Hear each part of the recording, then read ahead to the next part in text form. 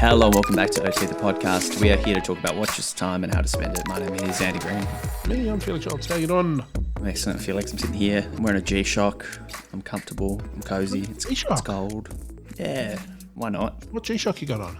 This is the Bamford G-Shock. Oh, nice. I was hoping you'd come out with a model number, just as XW1212QZ48. It's the black one with the blue on it.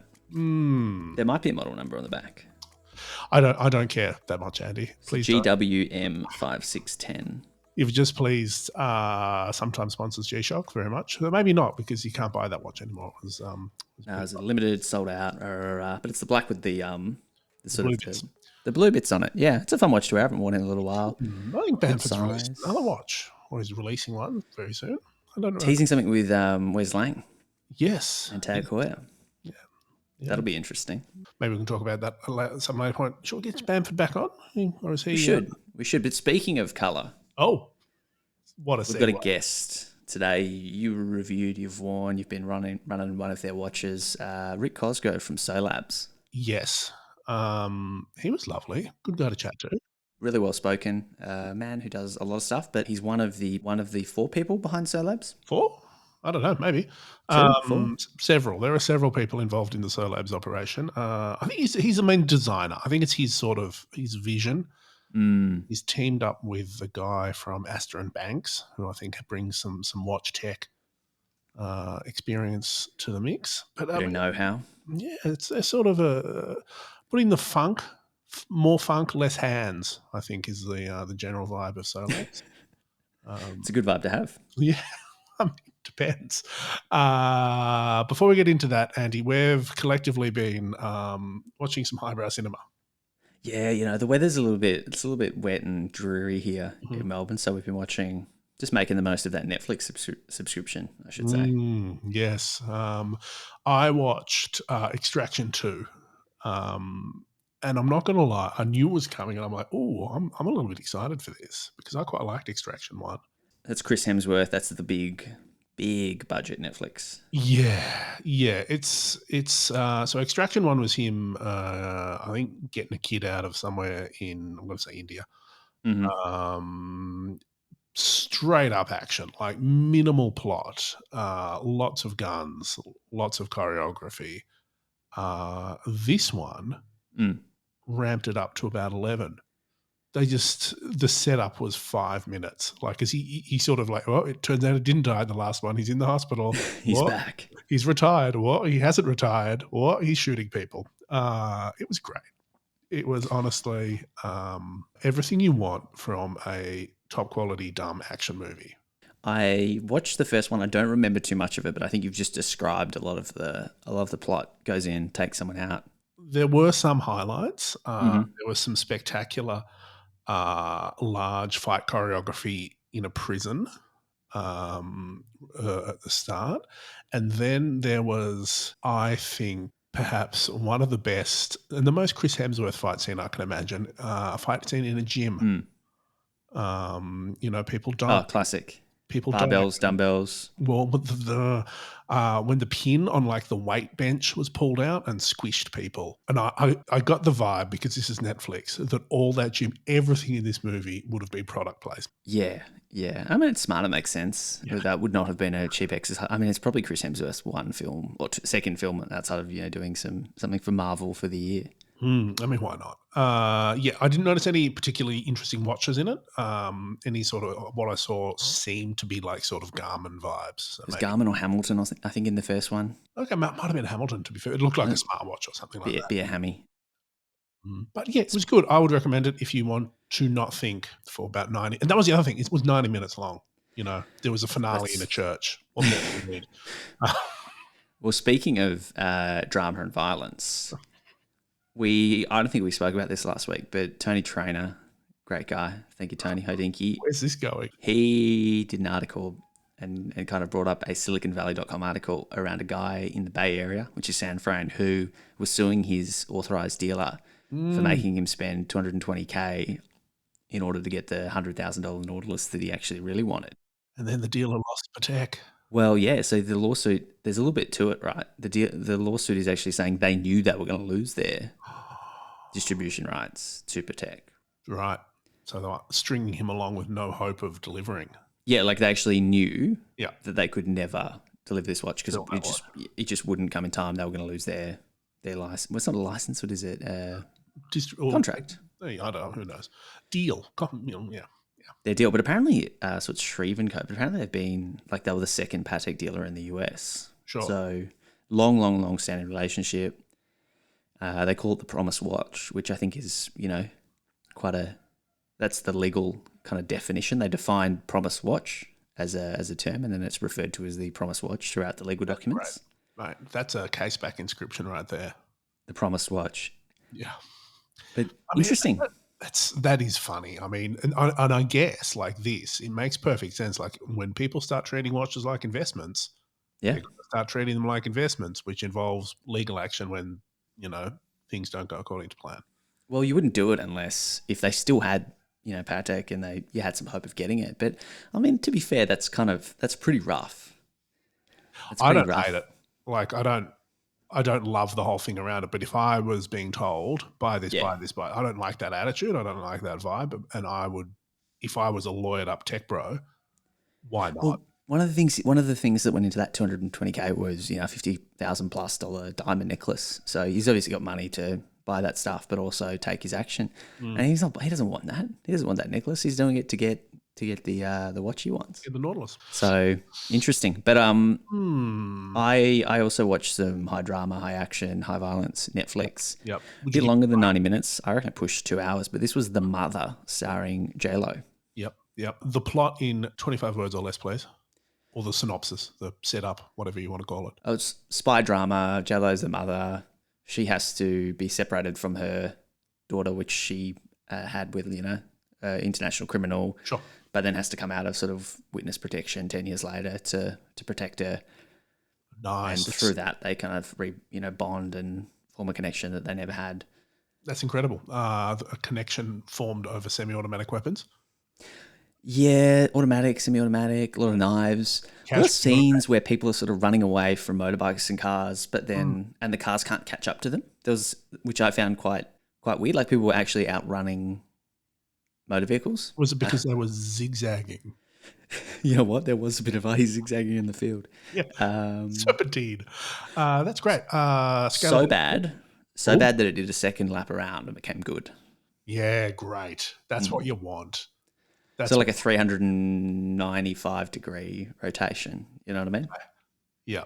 Whereas mine was like technically good and wasn't pretending to be anything. Like, yeah. Okay. All right. Speaking of things that aren't pretending to be anything that they aren't. Okay. ArtemStraps.com, this week's episode sponsors, Artem.straps on Instagram. Yes. They've been supporting the show for years now. You know that they're amazing quality. Yeah. They are exactly what they say they are. Top quality. It's amazing that we can say they've been supporting the show for years and not be lying. That's more than we could say about our parents. Wow. No, Artem Straps, they are like parents to me. My love for the loopless khaki green sailcloth with green stitching, 20mm for me, thank you. Knows no bounds. It is a very, very nice strap. It is a good colour. It is an on-trend colour. And it goes with a surprising amount of watches. I reckon. Goes with everything. Well, yeah, I'm looking at this watch I've got in front of me, the Solab Layer 2 with a black PVD case and lots of pink details. Not sure it would go with that, to be honest. But possibly not. One thing I like, so we got these straps a couple of weeks ago. Maybe I've had mine for 2 weeks on my Helios. Broke in within 2 days. There's no like real wear-in period on these things. Yeah, that's what I love about it. Like that's the quality there. Like you're not breaking in a piece of concrete to kind of mold to your wrist. And especially with sailcloth, that's traditionally been their downfall. Like they feel like a 3-inch thick piece of cardboard for about a year. And exactly.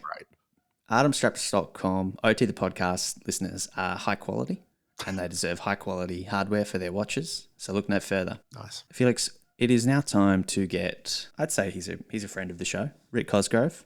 Sure. He's a friend after this lovely chat we're about to have. Yeah, he's a new friend. Let's do it. Built around the concept of layered colour, Solabs has a simple mission. They're a team of Chicago-based watch dudes striving to put the funk back into telling time, which is, I think, a mission anyone can get behind. Today we chat to lead designer and co-founder Rick Cosgrove about putting the funk into horology. I was trying to come up with like a pun around that, but I think that's about as good as we're going to get. Rick, thank you so much for coming on OT. How are you? I am wonderful. Thank you guys for having me. Thanks for waking up nice and early so I could have a call in the late afternoon for me, but bright and early for you guys. Appreciate it. The joys of All, international timing. yeah, Love all you need is funk, Felix. Yeah, yeah. Funk, Funk time, funk, funk o'clock. funk master Felix. Sure, this is not going down a good path, Andy. I think we should get off the funk and talk about the watches. I think that the natural point to start, Rick, is with the Solabs watches. I've got the Layer 2 in my hand at the moment. It's a really, really strong visual identity. It doesn't quite look like anything else, out there. Where did this come from? Yeah, so I also have one in my hand. I got the ice oatmeal on today. I kind of find myself filtering through all of them, but I think really where the brand incepted leading into the layer two, but first with the layer one was really this idea of layering color, transparency, and telling time in a way that maybe makes you take a second glance and really focus on the appreciation for what's on your wrist. And ultimately, with the layer two, we were able to expand from what we did with the layer one and the quartz pieces and do what we had wanted to do with that piece, but turn also a complication into an aesthetic treat. So in this case, on the layer two, using the day date function to have gradient discs that marry with the colors of the dial, the indices, and the handset in a way that as the month goes by, you get a different, color combination on your wrist as time goes by. I love it. It takes a lot to excite Felix these days. Trust me. But he was very excited to get a Solabs, and we chatted about it a little while ago when it came in for him. And admittedly, I hadn't seen too much of it beyond what Felix had told me. But we jumped on the website. As you kind of mentioned, you've got a model named Iced Oatmeal. There's other names like Obsidian Frost, Iron Flamingo, Plum Punch. Could be cocktails, could be watches. And then the artwork itself is quite. I like it. I think it's quite fun. It's quite bold. It's very artistic and stylized. I want to know where that sort of fun came into the mix because it's quite unusual for watch brands to be fun. Yeah, no, totally. The I think for the dial, the handset, a lot of it was reflective of this idea of like, how do you showcase a representation of a rotor, and in the first case, obviously it was a quartz piece, but this idea of movement and a rotor kind of moving Mm. around the disc, but then an overly accentuated, minute hand. And the layer one was designed with the idea of the layer two in the future, which was, kind of that mirroring of the hour hand, also having that die cut for the dial and that mirrored representation when you're at 6 o'clock, or completely crisp overlay when you're at noon or midnight, being a way to again kind of reflect of a piece being removed and now moving around the disc, and that conjunction of hour and rotor and overall just aesthetic movement on the front side of the dial. I think we've been talking about this color, these rotors, these discs. For someone that's experiencing the audio podcast in its purest form and not looking at a picture of the watch at the same time, Sure. can you describe like what specifically the layer two, like how the dial works? Like, because it is quite a little bit different to two hands and numbers. Sure. So when you're looking at the watch, you're first going to see a handset that has a pretty regularly identifiable minute hand, and that's about the only thing that you're going to see off the bat that you immediately would correlate with a minute hand. Okay. Mm. The seconds hand is actually just a dot disc in the center with a very small little protrusion that kind of mirrors a scaled down version of the oversized, call it triangular protrusion of the hour hand. That hour hand, though, is connected by then, call it a scythe or a half moon rotor that's open in its shape, so that colors from the day and date wheel discs that have been replaced from your typical Monday the 1st, Tuesday the 2nd, to color gradients peek through the die cut dial that Mm. mirrors the shape of your hour hand. So trying to like it's funny because the layer 2 at glance kind of looks, you know, straightforward, modern, minimalistic. But then when you start really thinking about and looking at the details of just how those segments overlay with one another when you hit noon, midnight, or even when you're inverted at, 6 o'clock position, it is there's a lot of complexities in the watch, but ultimately it comes across as a pretty minimal piece. So that's kind of just speaking about the dial and the way that comes across and looking at it. The case is a whole nother kind of category and really ultimately reflective of that idea that, so much of the handset is tied to circles. You've got the discs that are circular. You've got the second, disc, which essentially is a circle. Then you've got the minute hand, which intertwines with those pieces, but ultimately it's the hour hand that's either completing the circle of the die cut or just barely falling right inside the crescent of that die cut. And all of those components, I wanted to really reflect on the outside of the, watch as well when you think about the case. So most of the case, it's almost monoblock in form, other than, the open case back on the back. But it is essentially that reflection of almost like a thickened coin. The bezel connects directly to the rest of the case and the lugs themselves. The lugs, when you Mm. look at them straight on, the lugs are definitely outside of the norm and wanted them to be that way, where they're, obviously from the top view, they almost look like they're just a fully curved circle. And Yep. from the side, essentially the same deal. And actually that was the goal originally, but we couldn't accomplish it in the manufacturing side to be able to create basically almost like a half, call it sphere on those side edges, but it's Mm. still across the aesthetic when you're able to look at them, look at it top on. And then finally, I think, again, if you're not looking at it, a big part of our brand aesthetic is not about logos, Yep. identifiers.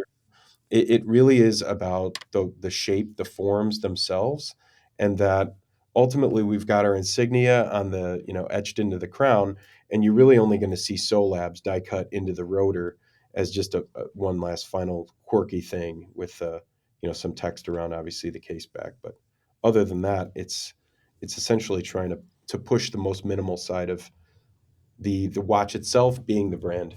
Mm. I want to kind of hear a bit about your background, Rick. Obviously, you're well spoken. You know what you're talking about. You're not the entirety of Solabs, as we kind of just discussed before. I'm getting the feeling that you've got a bit of a, maybe like a product design background or something. Definitely, Sure. and it looks like you're an ad man. But tell us about your background, because I think that a lot of that's come into play and been pretty handy with how you've built this brand. For sure. Yeah. So my background, I studied architecture in college, but I think even before that, when I was probably 14 years old, I started the dangerous world of eBay and Mm-hmm. was always scouring vintage furniture, lighting pieces. Like before mid-century started popping up into West Elm, I was the guy trying to, work out deals with somebody in Germany to ship me a rare piece of, Werner Panton furniture or something from Luigi Colani or Joe Colombo, and bringing these pieces into, my life. And of course, at that point in time, they didn't know I was 15 and had to, ride my bike over to the post office for a cashier's check that I was mailing to them to get these pieces. But I think a lot of the influence, both from industrial designers that I followed, when I was young, in furniture, lighting, object design, and then bringing that aesthetic into, architecture in my background and work. I went to school at the University of Michigan, studied architecture there. After I left, I worked with Kengo Kuma for a little bit and So Fujimoto through these two. Mm-hmm. I worked in Japan for a little while, and you'll see that even, influence in the watch and the name itself of, Solabs in general. So really being a play off of this idea of layer and it actually translating to layer, but also tie back to the word creativity itself and beginning. And so translates to a lot of different things. And I do not speak Japanese. I knew a little bit to be dangerous when I lived out there, but I think that aesthetic also is very intertwined. So it's a lot of different things falling into one. And I've always been a collector and an appreciator of art, design, and architecture. So all those influences, I think, play into how we approach this piece. And that's sort of the more broad world context of where the brand sort of evolved from. Right. Thinking specifically about your relationship to watches, can you sort of tell us where they sort of started coming in for you, and Oh yeah. also like what inspired the layer two from a watch point of view? Are there any sort of designs or iconic models that you're like, I really love this, I want to incorporate this element? Yeah. I think so two brands. One is 100% Oxen Junior. Mm. I've been a huge fan of their watches for forever. And actually, so I finished my MBA at Northwestern in 2020. And right before that, my parents had taken a trip to Europe and had surprised me by FaceTiming me while they were at Oxen Junior with Bert. And we're like, we want to buy you a piece for your graduation and get you, an Oxen Junior piece. And That's I cool. ended up with the annual calendar, got the purple dial, and even prior to that, had that. So that watch in general, I think, speaks the same kind of language of minimalism. The watch itself being the focal point, not the branding of the name and what it is. But I think that definitely had some influence. I think I also have drawn a lot of influence from clocks that I collect. I collect a lot of clocks that are mainly were designed in the late 70s and 80s, and I Mm, think most of them they took a lot more risks when it came to the hour, minute, and seconds hands and the way that they printed, either die cut out these plastic pieces, or printed directly on surfaces. And my whole office at work downtown and my home office is filled with vintage clocks, mainly from those eras of like the 80s and 90s. And I definitely have a lot of influence from that as well. and what about how did you get into watches? Like, obviously, you've just sort of talked about your. You mentioned Red Bar as well. Yeah. So lots of different ways, and I'm probably gonna upset some people when I tell you this, but so okay, I started collecting swatches first in high school, college. Got some cool ones. Got the Keith Haring, a lot of Keith Haring, that whole set of four, and a slew of other ones that I love. As I got then into the work world, Mm. candidly, I didn't have the money to buy a real, call it a real watch, Sure. and I got deep into the world of replica timepieces. And Hmm. it was weird because it was less about, I'm going to buy a piece and pretend like this is real. And it was actually more about just like the fascination of getting to see how well um, some of these timepieces could be replicated, and my attention being on the details. So, like, so much of it was, how close is this to the real? What's off in this variation? How did they get even closer to the real one in this variation? And then from there, using all that knowledge that I kind of built up from just like looking at watches on replica forums in comparison to real watches, and then entering into what watches I wanted to collect myself after I had financial means to start doing so. And my first, call it real watch, was a Omega Speedmaster, just a traditional moon Classic. watch, hand wine, something that still to this day can't be replicated properly due to just the subdial placements and the movement that's put in it.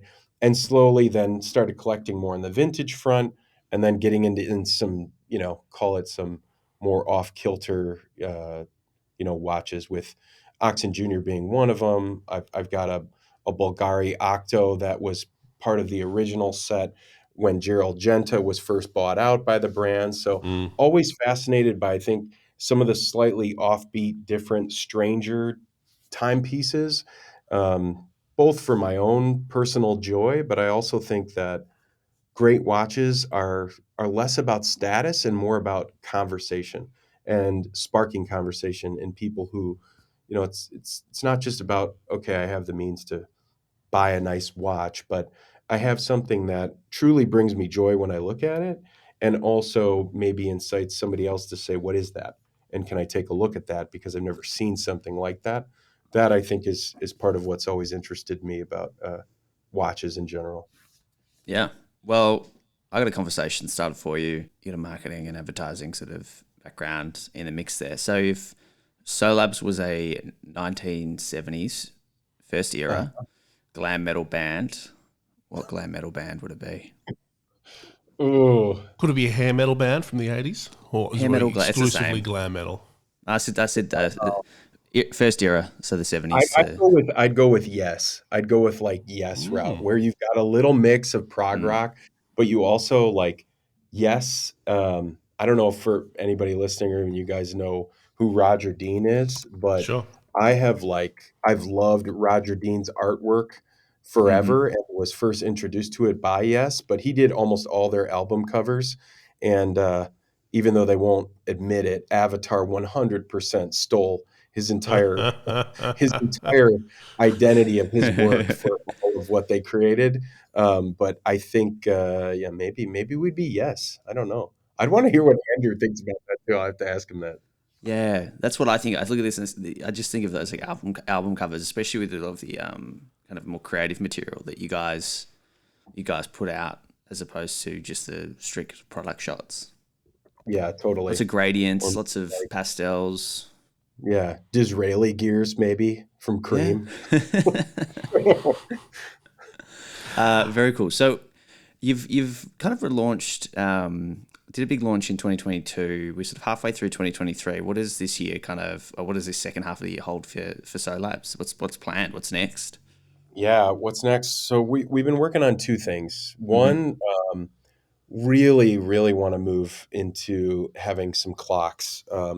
Obviously, I've already expressed my deep obsession with them, but I also think the more you look, there really is not a lot of great options and variety for both mainly for desk clocks. Mm-hmm. Like just like a little clock that yes, I could look right on my computer and it's there. I get it.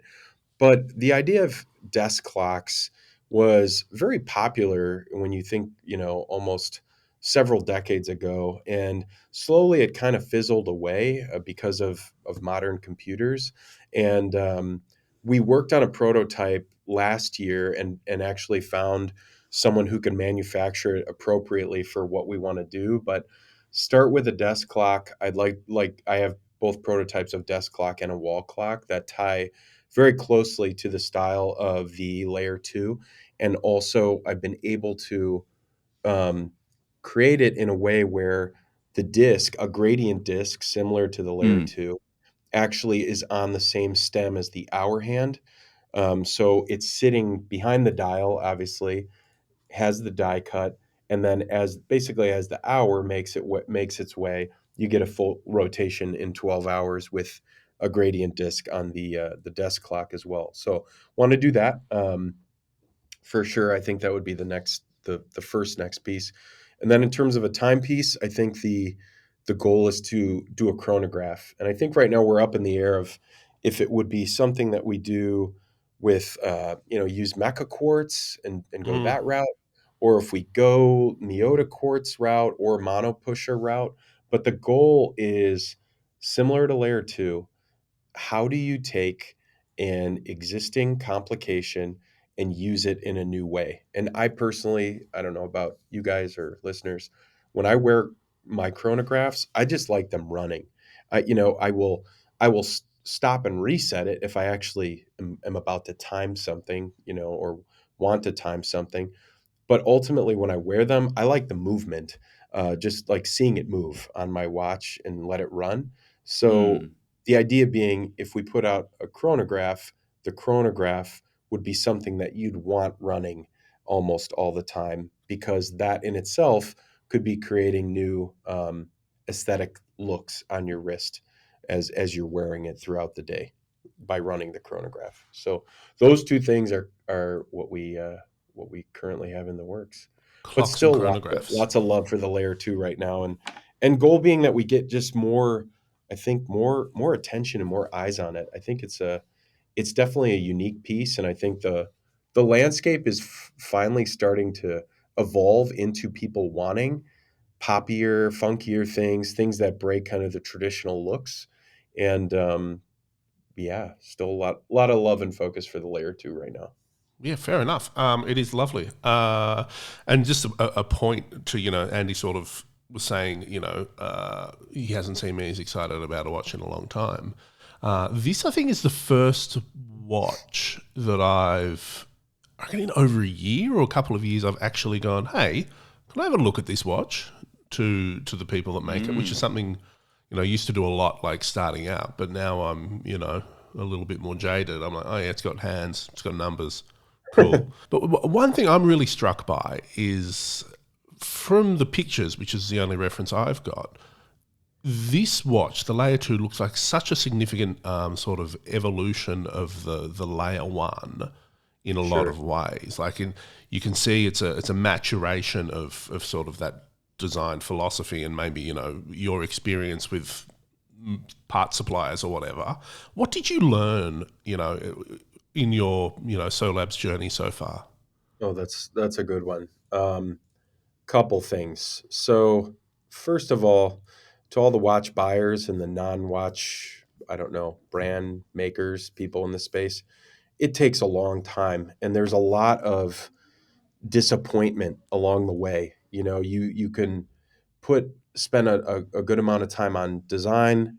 You're actually sending it out for prototyping. Prototyping could take 3 to 4 months. You get it back and something's wrong, and it's not what you were hoping, or it's not working right in terms of the look. Or in this case for us, a lot of it was tied to precision, right? Like the alignment needs to be perfect. Mm. The At least on the Layer 1, the gradient has to meet properly to the edge of the disc. I think what we had learned from the Layer 1 was the quality control checking for discs that are right next to each other and are static magnets is a huge undertaking. Like the value in, I would say, these watches and our Layer 2s, just from the time spent alone on QCing and also the manufacturing process, is significant. And I think that was where, as we entered into designing the Layer 2, Andrew said to me, it's like, all right, we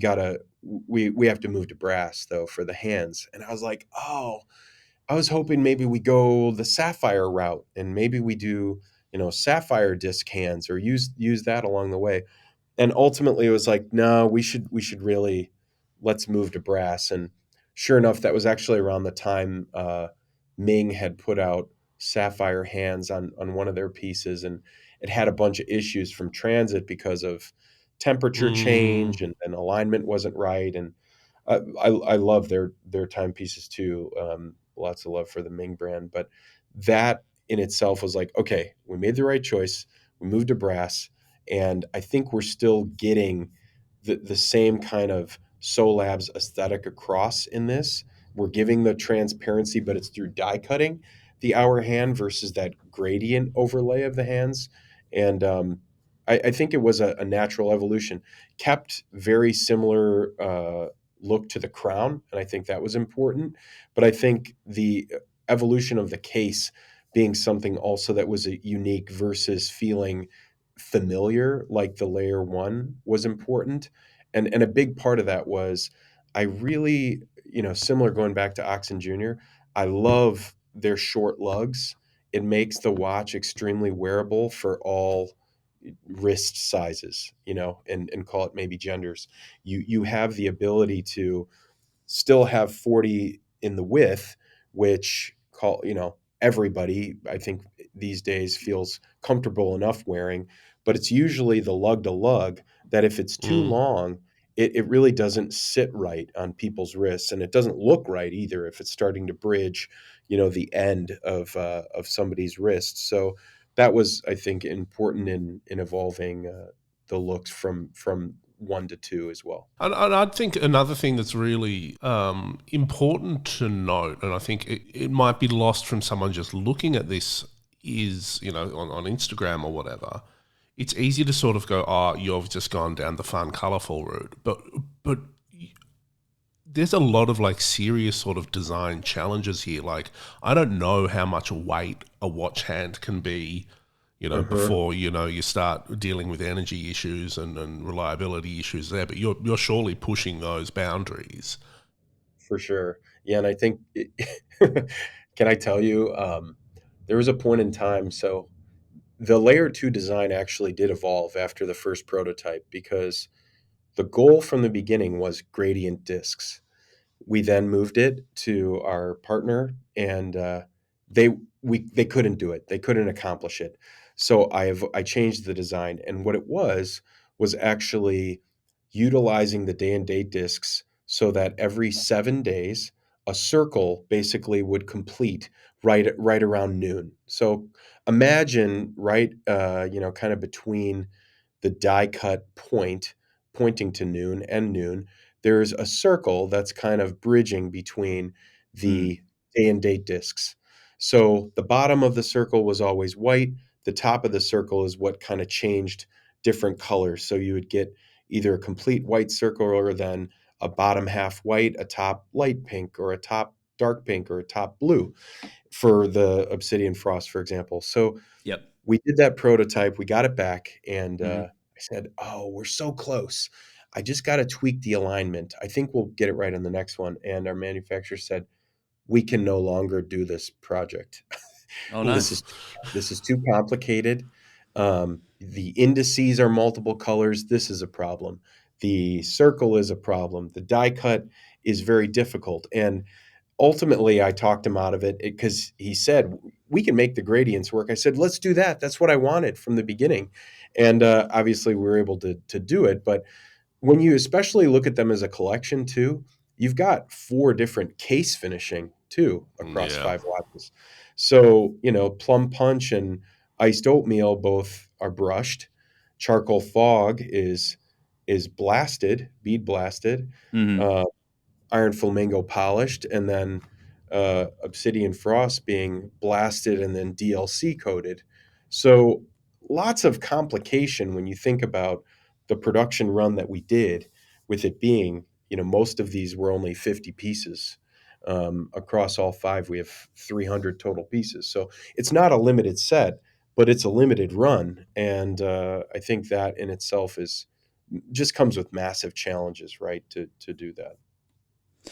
Yeah, what a fun time though. And I guess that's part of starting starting a new business and something you've maybe not done before. But you mentioned before we hit record that there's a bit of a link between Solabs and Astor and Banks. Can you Yeah. explain that for me? Yeah, totally. So kind of where this brand, where the inception came from, Mm. is tied to the agencies that I work for. So I'm president of a company called Agency EA. We're a brand experience agency. We do live events and 3-day user conferences, launches, all types of fun stuff in the live experiential space. And a few years ago, we hit our 20th anniversary, and I had known Andrew for several years, spanning back to probably the summer of 2016, when we met through a Red Bar event here in Chicago. I became just like close with him and a couple other guys. We started doing more and more meetups and hanging out even outside of the Red Bar meetups. And when we were about to hit our 20th anniversary for my agency, we said, why don't we, we need to do something substantial as a client gift this year. And we were also doing a rebrand at that time. And we said, why don't we do a watch? And so I called Andrew in. I said, it was probably late summer. And I said, Mm.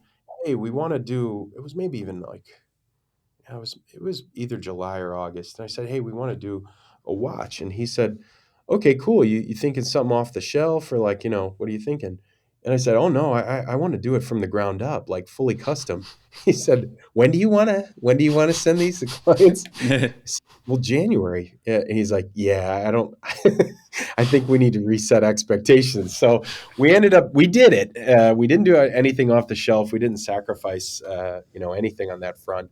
And Mm. we ended up sending it out to clients in, I want to say it was like early April. So we didn't leave them hanging for too long, but it did definitely take longer than expected. But as we were doing it, we kind of, I think he had posted something on his Astor and Banks page, and a lot of people were, "Where can I get this? Like, I want that." And we said, hold on, we're gonna do something. So like, stay tuned.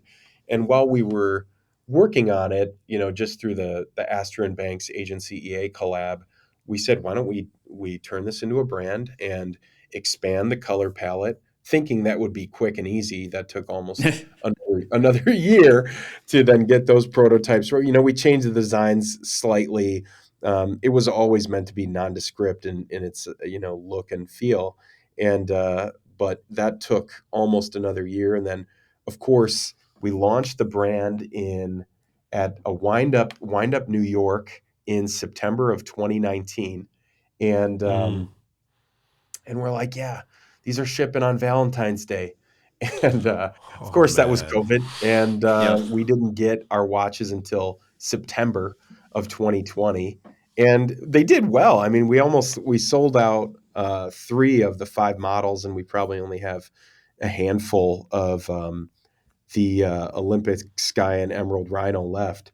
But Mm. that was a massive, just like, you put all this time and love into something, and then you're like, you get hit with a global pandemic that kind of sets you back. And then from there, I think it's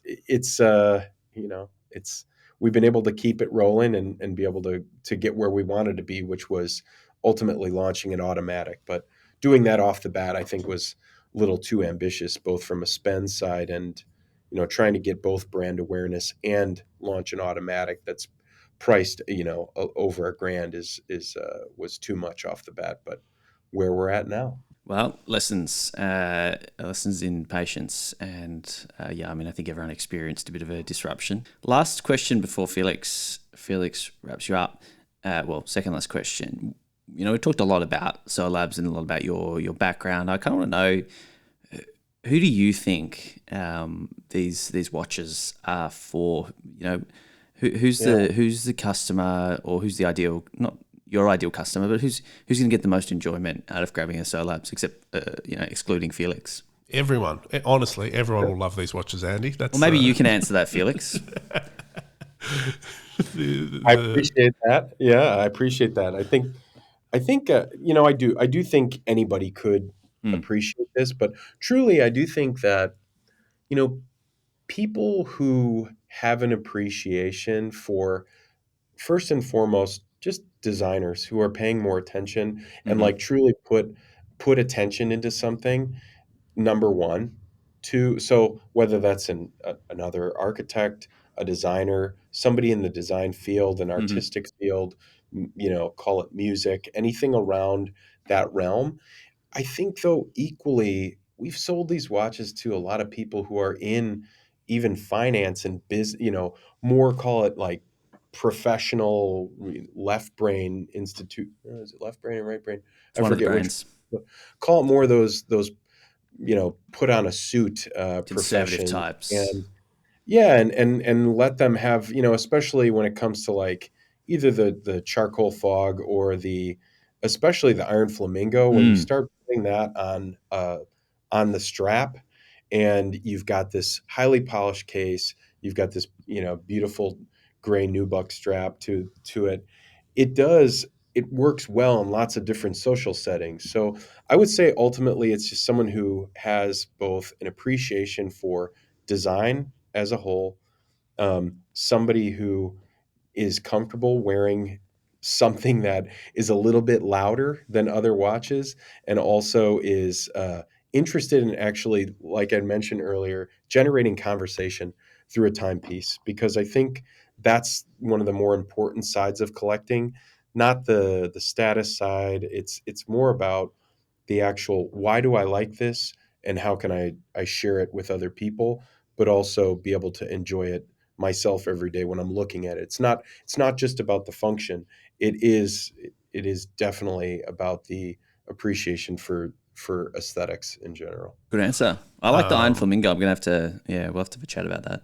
Yeah, it's a fun one, and I think also people too who care about we put a Swiss Solita 220 in this watch. We could have gone the route of similar to our first watch of putting just a Miyota in, which is still a wonderful movement, but we're really serious about being watch nerds ourselves, having something that's like, all right, it could be both fun and funky, but still be of extremely good quality and Yeah. reliability at the same time too. So Honestly, that is, I think, the biggest surprise for me when I opened this up was the quality of, most of the elements. I think like it's easy to come up with a look and to put it together, but I think it takes a lot of extra work to take the effort to do those things well. Like the case lines and ergonomics of finishing the movements, even the straps and packaging. It's all really well thought through and really nicely done. So well done on that front. thank you. Thank you. But as Andy alluded to, we'll wrap it up. One last question that we typically ask people is for a recommendation for someone listening that has nothing to do with watches or your day job. So, nothing watch related, nothing related to experiential events, please. Okay. What would you recommend people, watch, listen to, I don't know, experience, something out there?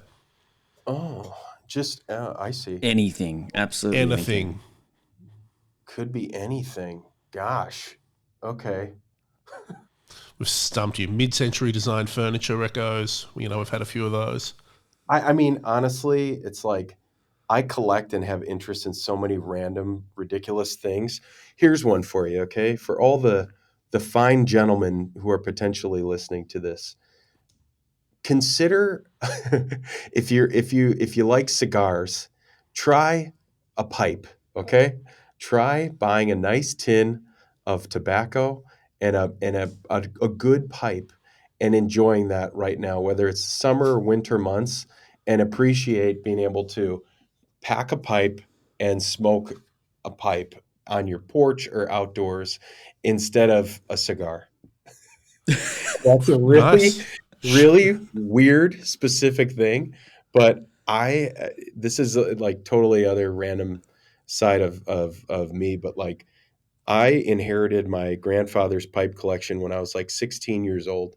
And Okay. I wasn't smoking them back Oh. then, but I would use them as props for dances and proms and whatnot. I was always that guy who have a pipe or something like that in my photos. And then after, I don't know, maybe like 5 years ago, I started just, it's so funny because like similar to watchmaking, you have this whole world of international pipe makers Mm, who are taking this. Truly, it is. Briar is a precious object that is coming from one plant in the Mediterranean. It's a bush that Yeah. ultimately this is part of the root, and it takes like 15 years, I want to say, to actually get the ability for this plant to generate about 15 to 20 blocks of briar. Okay, so that's how first the starting point, and then to have an artist craft a piece of again something artistic, beautiful that you can hold in your hand, put any type of tobacco that you're interested in from a flavor, smell, taste profile, and be able to enjoy that connection both with, I don't know, the feeling of like a relaxation. And for me, it's not like it's not the same as like smoking cigarettes, and even cigars are messy and they last too long. Pipes, you have that similar I don't know, transaction with craft and the feeling of connection to something like that. I've enjoyed. I'm not even like I'm a massive pipe smoker. It's just more of like that idea of it and the collecting of it. I've talked way too much about No, pipes. this is. I mean, I feel like we've been asking the wrong questions all along. Now. yeah. I feel like we also probably need some sort of like safety disclaimer. If you're over 18, Smoke wherever responsibly. you're listening to this, you're legal age. That's fine. Yeah. We didn't say what you were smoking in the pipe, to be fair. So. Oh, it's all tobacco. I mean, like for when you're talking about a briar pipe, you're really just talking about all different. There's so many different profile. I'm personally a big fan of English blends, something that would have like some level of smokiness to it. Yeah. But yeah, I think it's Anyways, that's I want to ask. I'm fascinated on this style of pipe. Like, what's a good? What did your grandfather leave you, or your father and grandfather? Like all the meerschaums, or like corn cobs, or just your classic little. I don't know what you call them. Classic briar on his. I do have a couple meerschaum pipes. Those are fun because meerschaum is fun if you're like, say, you're going to go on a boat or something, and you just want to bring one pipe. You could have a couple. You could smoke a couple pipes from that same one. Briar, similar to like, again, it's that idea of taking care of something. You need to let it rest. So if you smoke in that pipe, you should probably give it a day of rest before you smoke in it again, which is why a lot of people who have pipes have more than one. Fascinating. But he left me a few, but I ended up going off the deep end in the last few years. I even went to the Chicago Pipe Show. Like I got into it, met some of the pipe makers that I had seen online who were coming internationally from, Germany and Denmark, and just cool stuff. One guy I've always I liked, and I got to meet him. His name's Werner Mummert. Werner. WER, WERNER, and then MUMMERT. Mm-hmm. I love his pipes. He does some really cool stuff. I'd call him really architectural in his styles and some of the things that he's created too. But he and also like does some amazing blasting too, which is that technique where you're kind of highlighting the cross grain of the natural grain of the briar pipes. But he does some really, really neat stuff. I got to meet him at the show and buy one of his pieces. And I actually had gotten one that was made from bogwood, which is basically dredged oak from the bottom of a bog or a swamp that may have been sitting down there for like 2,000 years, and they let it dry out, and then they make a pipe out of it, and it's naturally just flame retardant because of the process that it's gone through. So Yeah. could talk about weird stuff, man. This is great. This is great. I want to see some sort of pipe watch collaboration in the future. Oh, that is an idea. Maybe I got to just at least post one on the Instagram account. Link up a funky pipe with the layer too.